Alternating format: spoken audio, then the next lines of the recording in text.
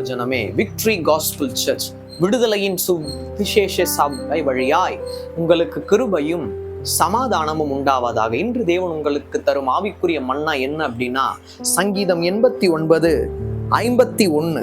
கர்த்தாவே, உமது அடியார் சுமக்கும் நிந்தையையும் வலிமையான ஜனங்கள் எல்லாராலும் நான் என் மடியில் சுமக்கும் என் நிந்தையையும் நினைத்தருளும்.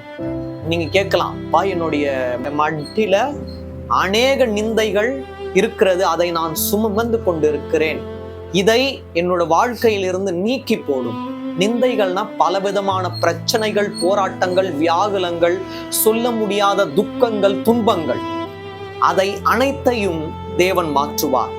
நீங்க உங்களோட வாழ்க்கையில இன்னைக்கு என்ன எடுத்துக்கணும் அப்படின்னா, நிந்தைகளை சுமக்கும் எனக்கு என் தந்தை கூடிய விரைவில் ஒரு மனமகிழ்ச்சியை தருவார், என்னுடைய முகம் மலர்ச்சியாக மாறும்.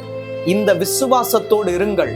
ஒரு நாளும் நிந்தைகளை சுமக்கும் ஒரு மடியாய் உங்களுடைய மடியை தேவன் மாற்ற மாட்டார். நிந்தையை நீங்கள் இப்பொழுது சுமந்து கொண்டிருக்கிறீர்கள் என்றால் நீங்கள் விசுவாசம் உள்ளவர்களாய் நம்பிக்கையாயிருங்கள்.